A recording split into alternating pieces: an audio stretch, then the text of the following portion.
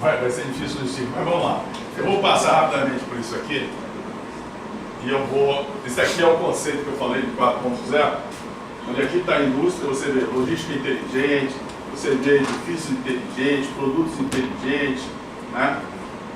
Grids de energia inteligentes, enfim, é todo um contexto. Deixa eu acelerar um pouquinho. Nesse ponto aí eu vou precisar da sua ajuda, meu amigo. Eu queria fechar, vou falar de origem agora, eu quero falar de conceitos para a indústria 4.0, que eu acho que é uma coisa importante para vocês internalizarem na visão do que seja isso. Você pode clicar aqui para mim? É em cima. Esses conceitos são importantes, aí eu vou entrar para finalizar, se possível, o exemplo do que estamos fazendo hoje na indústria. Nós temos aqui o contexto do mudança do meio ambiente, a gente já falou, flexibilidade e adaptabilidade, só para vocês entenderem a diferença. Por favor, clica aqui. Veja só, se a minha estrutura de produção ela tem sempre uma margem de flexibilização que não me precise mexer nela. Quando exige isso, aí eu tenho que ter adaptabilidade. Isso fica mais claro com o exemplo a seguir. Pode bater para mim rapidinho? Isso, bate. Segue. Imaginemos esse exemplo que eu vou mostrar para vocês, que fica mais evidenciado para todos nós.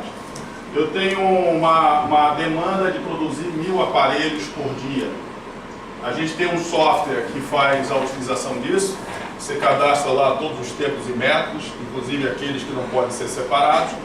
E aí tem um algoritmo matemático que otimiza e diz, ó, você pode fazer isso com um mínimo de pessoas, seria tantas pessoas. E aí a tua flexibilidade já calcula. Sem precisar mexer na estrutura, você pode variar de 900 a 1.100, que seja 10% de tolerância. Então, se a minha demanda de mercado estiver dentro dessa faixa, eu não mexo na estrutura. A partir do momento que eu tiver uma demanda menor do que essa, o sistema já me avisa, olha, vamos otimizar uma pessoa. De novo, isso é feito por sistemas. Da mesma forma, se a minha demanda superar, ele vai me dizer, agora precisa colocar mais uma pessoa, só que sempre de forma racionalizada. Entenderam o conceito da diferença, flexibilidade e adaptabilidade? Enquanto eu estiver dentro da minha estrutura, atendendo as variações, é flexibilidade. Na hora que eu tenho que mexer, aí é adaptabilidade. Por favor. No vermelho lá. Esse aqui. Vamos falar de ordem, complexidade e caos. Veja só. Eu sempre cito isso porque é público. Quando você passa muito tempo na ordem, naquela condição estável que tinha no passado, a gente chama isso de morte anunciada. Que a única coisa que nunca vai mudar é a mudança. No dia ela chega. E se você está muito tempo na ordem, é porque você está agora flácido, sem nenhum preparo físico, sem nenhuma flexibilidade, adaptabilidade. Quando você é jogado para o caos, primeiro há uma negação. Você acredita que aquilo ali vai passar, que é passageiro, que logo volta à normalidade. Passado bastante tempo, você vendo que aquilo não é passageiro, você se desespera. Você precisa pensar diferente, porque você não pode conseguir resultados diferentes se você não pensar diferente. E aí vem um problema. Você desaprendeu a pensar diferente. E se você passa muito tempo aqui, você vai passar muito tempo aqui até voltar para cá. Só que esse tempo a mais aqui já acabou com você. Exemplos que vocês querem lembrar? Vamos citar quando o Collor abriu. Você tinha grandes empresas no Brasil que quebraram rapidamente. Era muito comum o cara dizer, poxa, como pode aquela empresa, como é que pode aquela empresa tão grande, né, ter quebrado, que absurdo. Não, era esperado que aquilo acontecesse. Porque ela vivia uma situação de Fausto que no dia que foi cobrado dela desempenho, ela não sabia como fazer. E teve que quebrar. Deu para entender? A gente viu isso muito aqui em Manaus também. Muitas empresas sólidas, grandes, de repente, acabaram. Pode bater? O ideal hoje é você trabalhar nessa zona aqui, que a gente chama de complexidade, que é exatamente a fronteira entre o caos e a ordem. Por quê? Aqui você vai estar toda hora tendo que aprender a se renovar, a se inovar. Aqui era aquela situação de margem de 30%, 40%. Aqui é margem de 1,5%. Só para vocês saberem, hoje a margem de lucratividade na televisão, se eu não estou errado, nos meus cálculos hoje é 1,19%.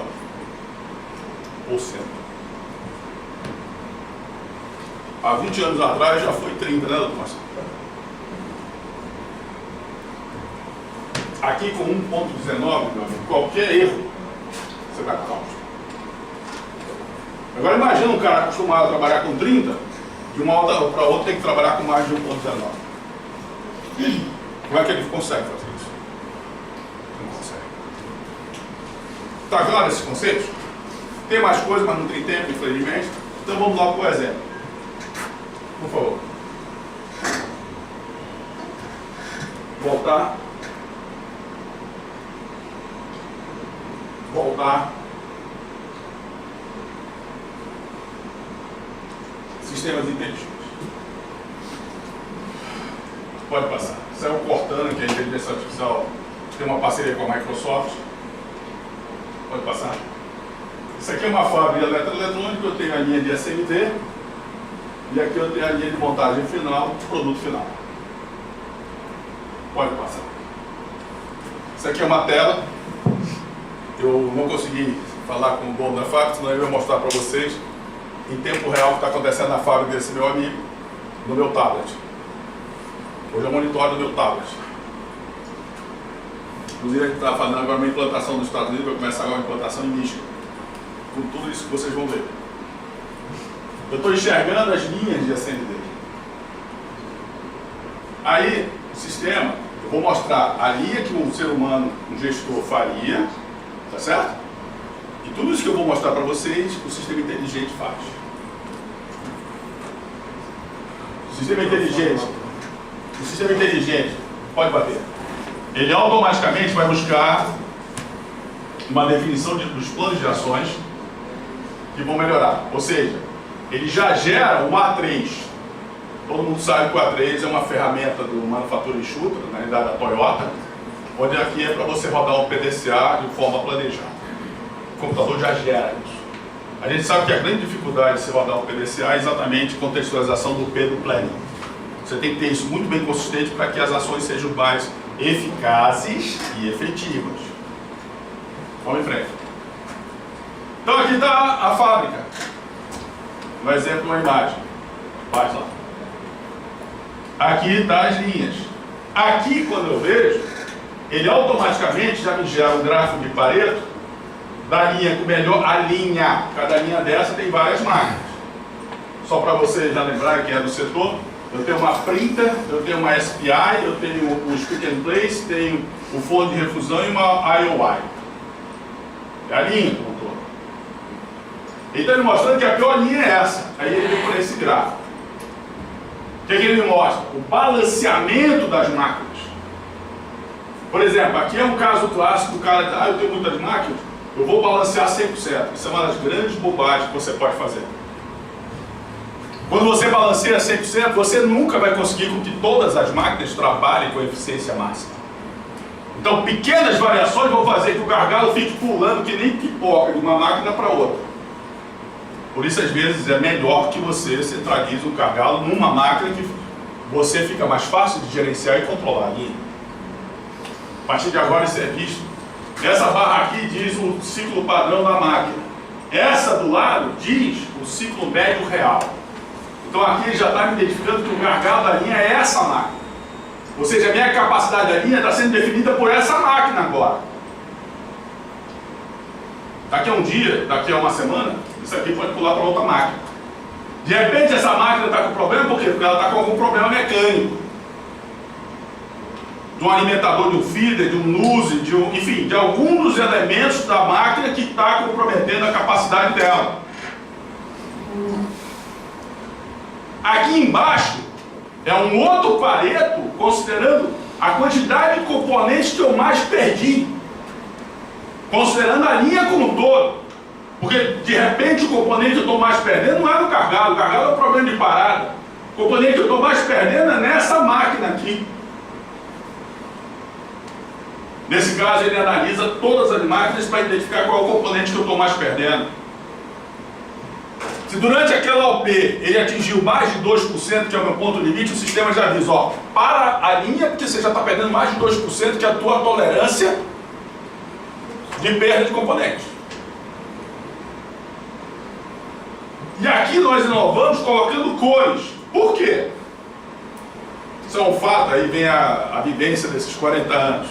Estava em Joinville e percebi isso quando o engenheiro disse assim, eu não vou fazer mais essa porcaria de A3.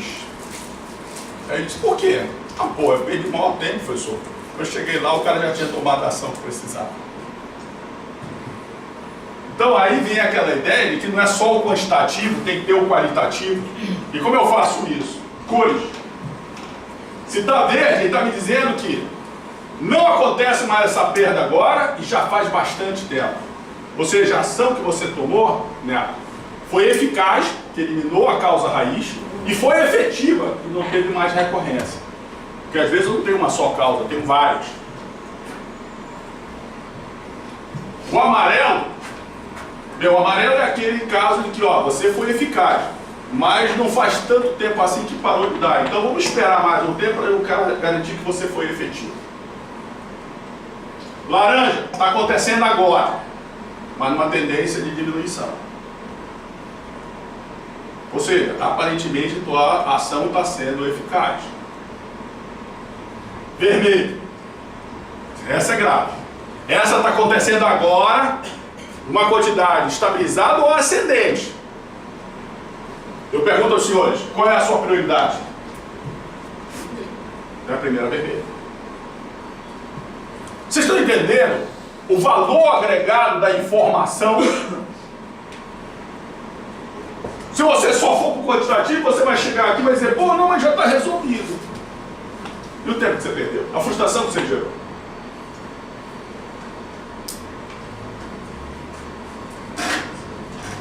Por favor. Observe. Essa perda de componente que está gerada aqui, veja bem, esse Pareto ele diz qual é o componente que eu mais estou perdendo na linha e em que máquina está. Então quando você vai nesse cara, ele abre o Pareto da máquina onde está acontecendo a perda. Em que posição está? Para dizer para você, dizer assim, olha, tua perda de componente é essa na máquina tal, e o principal problema nesse caso poderia ser feeder ou luz. Ele está identificando o que é o feeder. Então, por favor, vai lá e troca esse feeder antes que perca mais componentes. Isso é o computador falando para as pessoas.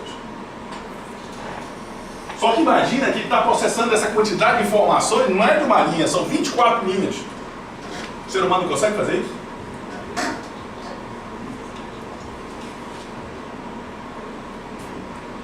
Isso é 4.0. Isso é tecnologia que agrega valor nas decisões e ações que vão te assegurar um mínimo de perda dentro daquela situação de que você está espremido pelo mercado e pelo fornecedor.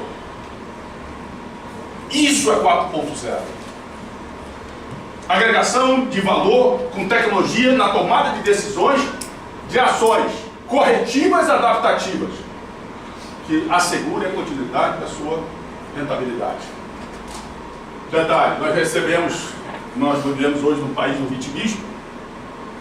Foi dito que o pessoal não aceitaria ser mandado por máquina. Né? Aí, apesar de eu ser português, eu já sei que não adianta discutir com essas pessoas. O que eu fiz? Na verdade, eu já faço isso há algum tempo. Esse rapazinho aqui, ele trabalha na Wilport, Joinville. O computador fala com cego. Vocês sabem que muitas empresas pagam multa porque não conseguem cumprir a lei de PCD. Porque o governo é interessante. Não, tem que usar esse PCD, mas eu pergunto, ele prepara os PCDs? fica difícil ainda mais quando é cego. Dos 48 milhões de deficientes no Brasil, a grande maioria é cego. Então agora o computador fala com o cego e o cego, o radinho, vai ficar falando com as pessoas. Então já não é mais o computador que está mandando as pessoas, é um cego. Agora ele vai querer tirar o emprego do ceguinho? Esvaziou? Deu para entender? E é claro que isso ele está se comunicando lá. Sim. A outra forma é lá o balanceamento. Pô, se essa é a minha máquina gargalo, o sistema... Desculpa, mal.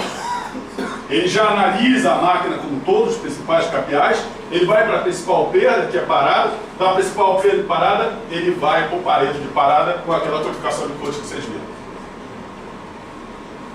Daqui, pode bater para mim, por favor. Ele vem para o Ishikawa. No Ishikawa, já está no A3 já. No Ishikawa, ele tem a identificação das causas. E para essa identificação das causas, tem os vários conhecimentos que você vai aplicar, que já são traduzidos dentro de um 5W2H. O que, porquê, onde, quem, como, etc. E aí ele já te oferece um plano com o qual ele vai fazer também o checking. Ou seja, ele te deu o plano, você começa a executar e ele está monitorando. Ele diz, por exemplo, bispo, você tem que fazer essa e essa ação. Se o bispo não der o retorno e não tiver nenhum resultado, ele vai dizer, olha, você não está fazendo a ação correta. Nesses 40 anos de experiência, eu já devo ter feito automação em mais de 500 indústrias, no Brasil e no exterior. E às vezes, para mim, é tristeza. Tem gente que acha que isso é bom, porque aí você ganha dinheiro 2 vezes sobre a mesma coisa. Para mim, não. A gente preparava, treinava as pessoas, etc. Tudo ficava lindo. Passado 1 ano, 2 anos, vinham as crises, e aí aquela mentalidade de cortar o salário mais alto, tinha o turnover das fábricas, e a falta de adensamento na cultura da organização fazia com que boa parte de tudo aquilo que tinha sido ganho se perdesse. Hoje, a gente consegue evitar isso. Por quê? Quem está analisando e apoiando isso agora é uma entidade inteligente, que preserva o conhecimento da organização e amanhã vai continuar fazendo. Isso é 4.0, senhores. Isso é agregação de valor com tecnologia. Por favor. Disso aí nasce todo o acompanhamento do PDCA. Aqui um exemplo para vocês, tá? Não, por favor. Aqui é uma IOY. O que é uma IOY? É uma máquina com uma câmera. Quando a placa terminou de ser montada, ela analisa se está faltando componente, se tem excesso de solda, se tem falta de solda, né? Se tem curto. Só que com um detalhe. O processo começa aqui na printer, quando passa e bota a pasta de solda. O custo de retrabalho aqui é 1, aqui é 10. Ele já agregou todo esse valor aqui. Então, na realidade, eu estou puxando as informações de operação dessa, todas elas, em tempo real. Por exemplo, essa aqui me diz, olha, está faltando, nesse pad aqui está com falta de pasta. Ele automaticamente já manda isso aqui, ó, diminui a porcaria da velocidade, você está passando muito rápido, não está deixando a quantidade certa. Isso passando a ser gerenciado por computador. Esse cara aqui, por exemplo, às vezes vem os blancos, por exemplo, somente controle remoto, você vê um blanco com 6 plaquinhas. Aí o teu fornecedor da China, às vezes, manda o blanco faltando 2. Como é que você vai controlar só pela placa? Nós hoje usamos um gravador de código de barra que ele identifica a identidade das placas. Mas nós usamos uma câmera com um sistema inteligente que ele identifica a placa e se está faltando blanco. Detalhe, quando ele sabe qual é a placa, ele já avisa, ó, o programa para rodar é da placa tal. Ou seja, a placa já diz para as máquinas que programa é para rodar para ela. Nesse exemplo eu estou dizendo aqui, ele pegou os problemas, e diz, olha, o maior problema é esse. Ele já puxa o Ishikawa, já identifica e a inteligência da determinação para você fazer. Quando não ela própria faz. Por favor, mais um. Isso tudo é feito dessa forma. Todas as informações estão sendo alimentadas e colocadas numa base de dados que entra no sistema inteligente através da entrada de dados, uma memória curta, onde a máquina de inferência então, de modelo matemático identifica quais os conhecimentos e determina quais as ações. Ao mesmo tempo, se você quiser aprender e dizer assim, poxa, por que a inteligência artificial determinou fazer isso? Ela é capaz de dizer quais foram os conhecimentos utilizados e por quê. Ou seja, você passa a interagir com a inteligência aprendendo também. Isso é quarto conceito. Senhores, eu peço desculpas, a minha coluna já não me permite mais, e o tempo também é muito curto, esse é um assunto bastante extenso. Eu espero ter alcançado o objetivo de dar a vocês uma visão mais pragmática do que seja a tecnologia 4.0. E até uma próxima oportunidade. Obrigado.